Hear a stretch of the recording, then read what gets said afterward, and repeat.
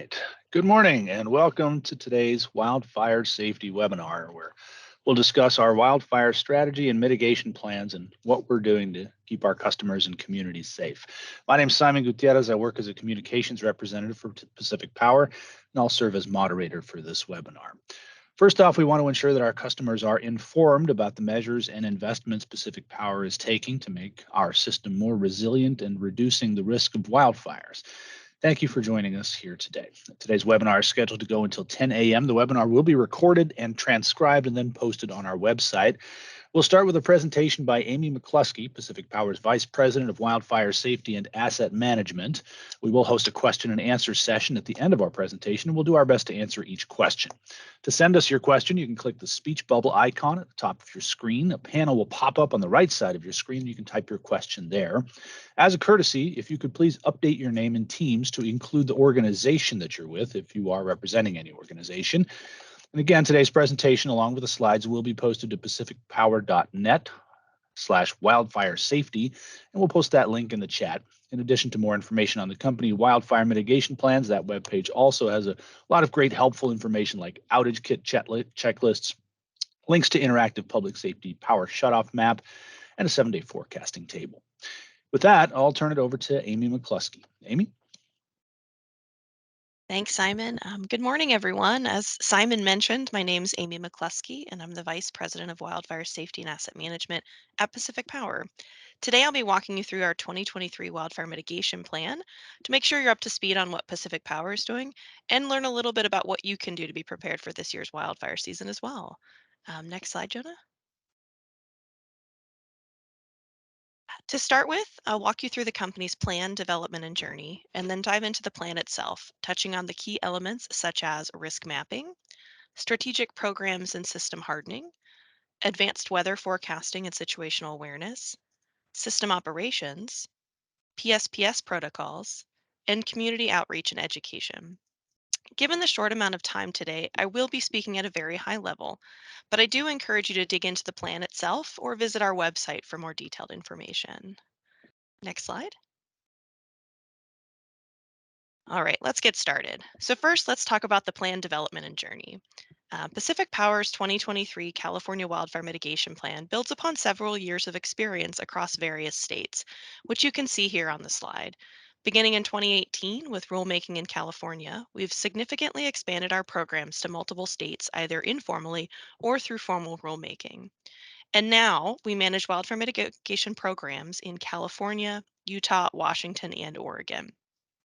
And all of our plans, including the California WMP, reflect a comprehensive or enterprise-wide approach to mitigating risk by combining input from multiple business units, subject matter experts, and drawing on industry best practices. Various individuals over a range of departments across the company actively contribute to developing and implementing our plan. Many of these departments are shown in the graphic on the lower right side of the slide. Given the comprehensive nature, the plan also includes long-term multi-year investment. In 2022 in California, we invested over $93 million in previous years and plan to invest an additional $300 million over the next 3 years, with an expectation that investment may continue beyond 2025 as our wildfire mitigation planning process continues. This investment is intended to reduce the risk of wildfire in California by moving forward key programs like situational awareness, line rebuilds, enhanced inspections, and customer backup generation programs, just to name a few, all of which will be identified in more detail in the plan. Next slide. Now let's talk about the foundation of the plan, which if you've participated in previous webinars, you may notice has remained fairly steady over the past few years. Our plan all starts with situational awareness, whether through baseline risk modeling, which combines 30 years of historic data and advanced simulations to highlight areas of greatest concern, or through dynamic seasonal risk modeling, which includes weather forecasting, weather monitoring, and fire modeling to understand risk at a granular level and inform operational protocols and day-to-day decision making. Once the high priority areas are defined, we move toward increasing the resiliency of the system in those areas. This can be accomplished through program changes that focus on the way we maintain our system and tend to have shorter implementation time periods, Examples might include enhanced inspections, speeding up correction of conditions, and enhanced vegetation management practices. Additionally, increasing resilience can be accomplished through long-term investment, such as installing covered conductor. This strategy in particular aims to retrofit the system and protect against the impacts of incidental contact with power lines, which in turn reduces the risk that the electric line can become a source of a fault or spark. While system hardening aims to prevent the system from experiencing a fault, another strategy is to have a system that reacts quicker when there is a fault. This involves replacing our relays, reclosers, and fuses with new equipment that have increased capabilities. This strategy also includes the risk-based deployment of these strategies, paired with the installation of new fault indicators to facilitate faster restoration during outages. These three guiding principles, situational awareness, system resilience, and rapid response, form the foundation of the plan and inform the key elements, which I will now walk you through. Next slide. The first element of Pacific Power's wildfire mitigation plan is baseline risk mapping, which informs strategic investment. In California, Pacific Power provides electricity to approximately 45,000 customers through 62 substations, 2,500 miles of distribution, and about 780 miles of transmission lines across nearly 11,000 square miles. And across our whole service territory is where the system-wide elements of our plan may be applied, such as weather station deployment, situational awareness, modified operational practices, and community education and outreach. From there, baseline risk mapping helps us to take the broader service territory and identify areas where additional wildfire mitigation efforts make sense. These areas are commonly referred to as the HFTD or High Fire Threat District in California. The HFTD was developed through a state-led multi-year effort and represents the locations with the highest risk of wildfire in Pacific Power service territory in California. The HFTD includes approximately 850 miles of distribution and 350 miles of transmission in Northern California. And the HFTD is also where our program changes and system hardening is prioritized. Examples include modifications to asset management and vegetation management practices or line rebuilds. And to give you a sense of construction activity in 2022, Pacific Power in the HFTD replaced 83 miles of bare conductor with insulated covered conductor, installed 16 relays, reclosers, and circuit breakers, and installed just over 2,000 expulsion fuses with non-expulsion type equipment. Next slide. So I mentioned that baseline risk mapping helps us identify where to deploy strategic programs and investment. So now let's talk about some of those programs and investment. We're continuing to implement programs that change the way we maintain our system in the HFTD. In terms of our asset management programs, we perform more frequent inspections, which generally translates to inspections being performed twice as often inside the HFTD to potentially correct maintenance conditions. We have accelerated correction of inspections findings from generally 2 years to 6 to 12 months, so we get to the corrective maintenance quicker. And we perform annual infrared inspections of overhead transmission lines to supplement our inspection programs. Regarding vegetation management, we are regularly reviewing best practices and exchanging information with other utilities, performing annual inspections in the HFTD, and performing annual pole clearing of equipment poles. To give you a sense of volume, we inspected thousands of miles in 2022 through our various vegetation management programs and cleared over 3,000 poles. In 2023, we intend to continue these programs, so don't be surprised if you see our inspectors, line workers, and vegetation crews working in your communities and neighborhoods more than ever to help mitigate the risk of wildfire. Next slide. In addition to these programs, system hardening, which is prioritized in the HFTD, includes multi-year long-term investment of over $100 million to rebuild lines and replace relays, reclosers, and fuses in California. In terms of power lines, Pacific Power plans to rebuild over 250 miles in the next few years. As part of this program, these lines may either be moved, removed, or retrofitted with more resilient material, such as covered conductor, or converted to underground, or a combination of all of the above. Right now, most of the miles planned have been identified for retrofitting with covered conductor, but the company plans to evaluate each project as it moves through the project pipeline to produce a fit for purpose solution that reduces risk. As far as progress, in 2022, much of our construction activity was focused in the Mount Shasta, Scott Bar, Happy Camp, and Dunsmuir areas, where we successfully completed 62 miles of construction. In 2023, we're continuing to implement our program with a lot of additional activity planned, mainly focused in the Mount Shasta and Happy Camp areas, plus additional projects in Scott Bar and Weed. Overall, our objective is to complete 130 miles by the end of the year. Next slide. Dynamic risk assessment through situational awareness and weather forecasting is another key element of our plan.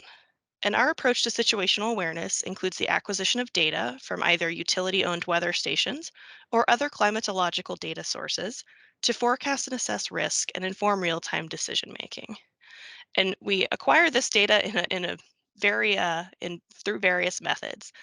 In terms of data acquisition, we installed 83 weather stations in 2022 that provide updates every 10 minutes to support operational decision making. We're continuing to build out our weather station network throughout California with a goal of having 98 operational stations by the end of year 2023. We also have plans to install 2 advanced wildfire detection camera systems with artificial intelligence that can detect smoke and alert first responders ahead of 911 calls. And we just finished installing 20 intelligent smoke and air quality sensors that can detect smoke and alert first responders in support of the Department of Homeland Security's Smart Cities Internet of Things Labs wildfire sensor program. To help make sense of the data, we've hired 5 full-time meteorologists who provide daily, event-driven forecasts to inform daily operations and many activities, which I'll discuss in a future slide. Next slide. So what do we do with all of this information? Currently, our team of meteorologists ingest the data and using very sophisticated and high resolution models can now predict the weather and its impacts down to the power line or community level. For example, we've implemented a fire potential index that quantifies fire potential daily based on weather forecasts, vegetation moisture and complexity, and terrain. Also, we might refer to this as environmental conditions. This allows us to pinpoint the areas of highest outage and wildfire risk during extreme weather conditions to facilitate decision making and minimize the impact of PSPS if it is necessary. The success of our advanced weather forecasting and situational awareness program has also allowed Pacific Power to implement several risk based mitigation programs, like risk based changes to work practices, such as the augmentation of working hours or redeployment of resources to perform additional patrols or risk-based changes to system operation practices, which I will describe on the next slide. Next slide, thank you. As previously described, dynamic risk assessment through situational awareness informs key decisions and changes to operational practices. We leverage a daily risk assessment and forecast process to take action, which can come in the form of modifications to work practices, which are outlined on the left here on the slide and may include things like deferring non-essential work, conducting daytime work only when feasible, deferring work in windy or otherwise high risk conditions if possible, driving on designated roads wherever possible, and avoiding doing work on energized equipment where feasible. Risk based changes also come in the form of alternate protection and control schemes, where we set our equipment to identify potential faults more quickly should contact with the line occur to reduce the risk of power lines sparking and potentially starting a fire. These wildfire mitigation strategies, while important, have an indirect relationship on reliability. Lines may experience more outages, and restoration times can be longer due to additional patrols and inspections that are performed prior to restoration. Therefore, Pacific Power is deploying additional communicating fault indicators in strategic locations to help pinpoint fault locations, reduce patrol times, and limit the impact to customers. And finally, daily risk assessments and status reports are also used to inform the potential for a public safety power shutoff, also known as a PSPS, which I will describe on the next slide.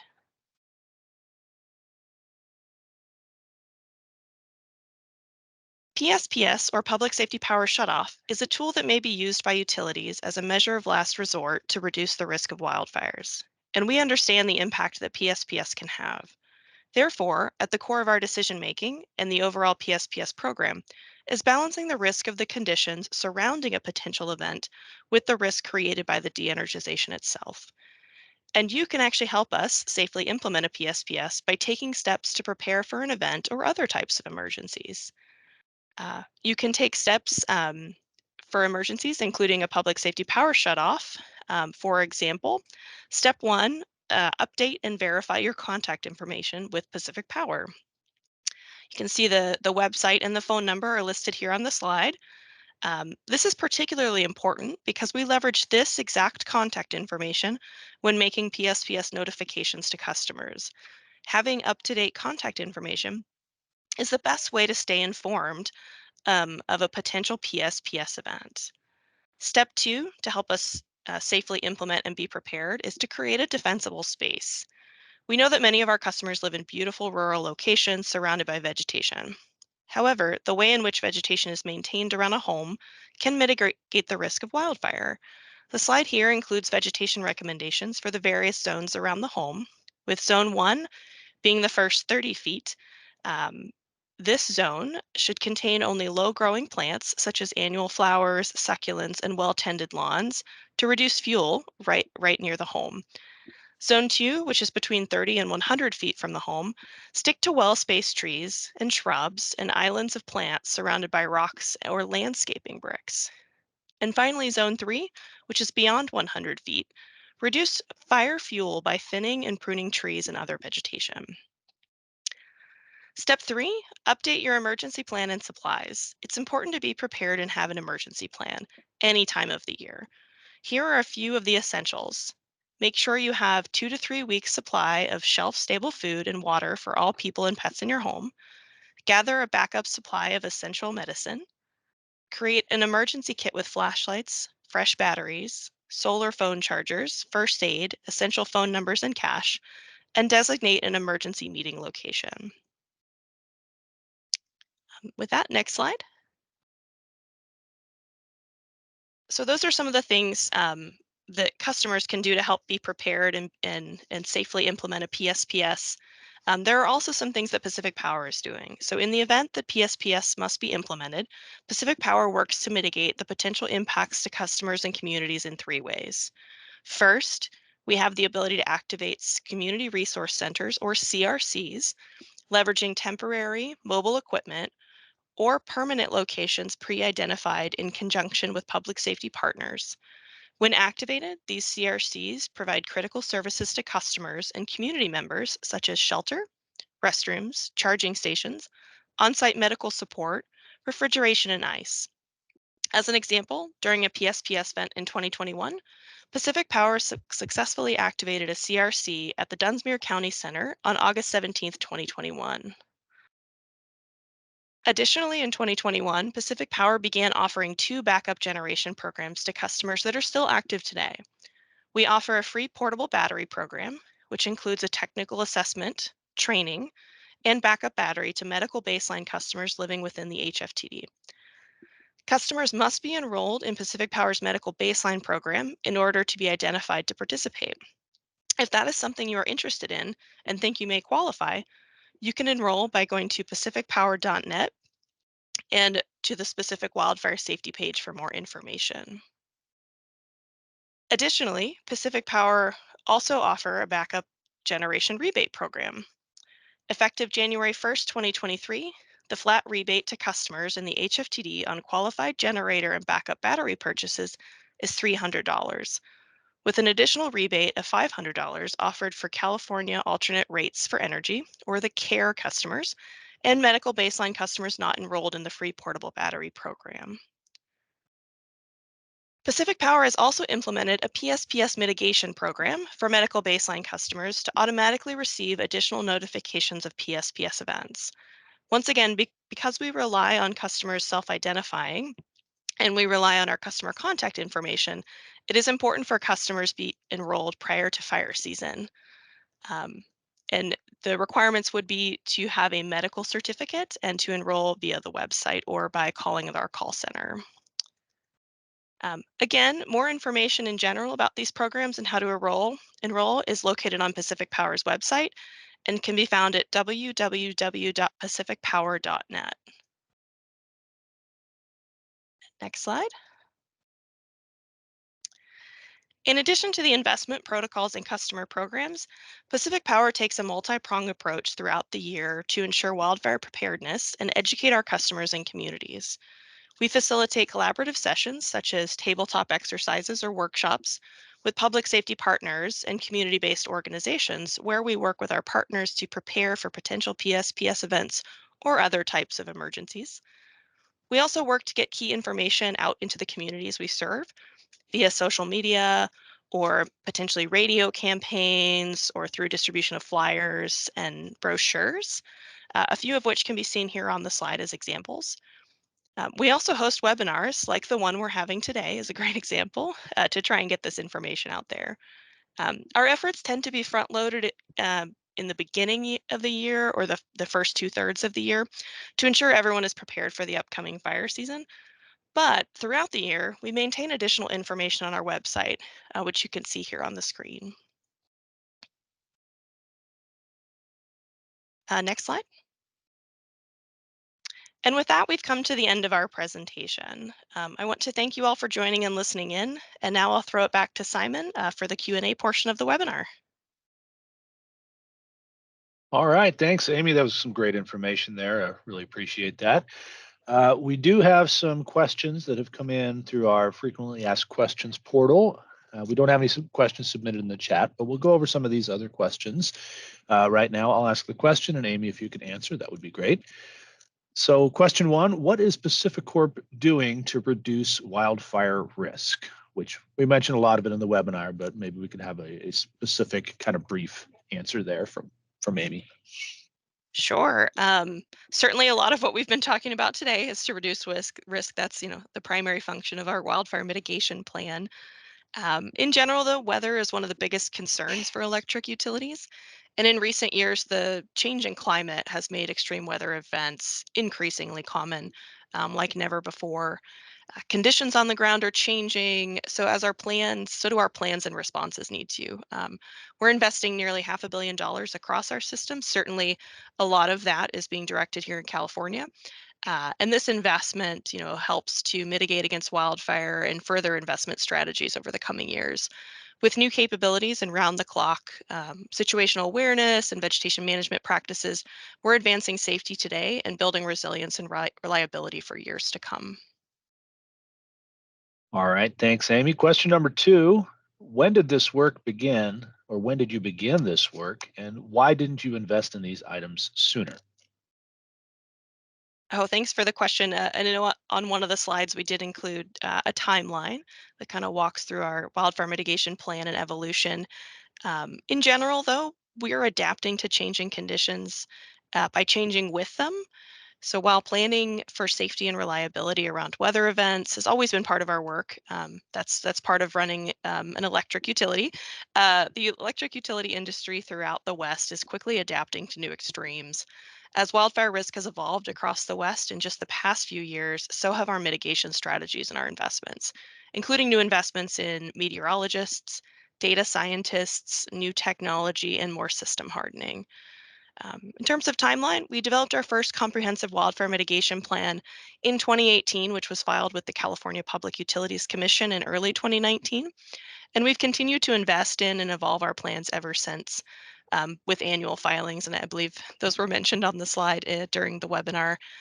In general, though, these include state-specific plans that we file with local utility commissions in California as well as Utah and Oregon. Thanks, Amy. We have one more question we're going to get to, and then we'll wrap things up. How have your wildfire efforts been impacted by labor shortages and increasing labor rates? Will the impacts threaten your work? Um, being able to tackle something as large as wildfire safety takes a tremendous amount of resources. I can't understate that. And it does take specific skill sets as well. So In particular, we've experienced increased labor costs at the market for vegetation management. That field in particular has become increasingly competitive. Given the size of our company and the 6 states we serve, we're able to have materials and boots on the ground. We need to help move our plans forward, but it has been a challenge, and we've seen some things change. All right. Again, thanks, Amy, for her presentation and for answering those questions. And again, today's presentation, along with the slides, will be posted to pacificpower.net/wildfire safety. It'll be available there. We'll post that link in the chat. If Jonna, if you could do that. I don't know if that's possible. But again, pacificpower.net/wildfire safety. In addition, already covered that part there. Helpful information. You can find other information on our website, of course, as well. A lot of great helpful information like outage kit checklists, links to interactive public safety power shutoff map, and a 7-day forecasting table. With that, we're going to bring our webinar to a close. Thank you, everyone, for attending. Thank you, Amy, for the very useful and helpful presentation. And I wish all of you a good Monday. Thank you.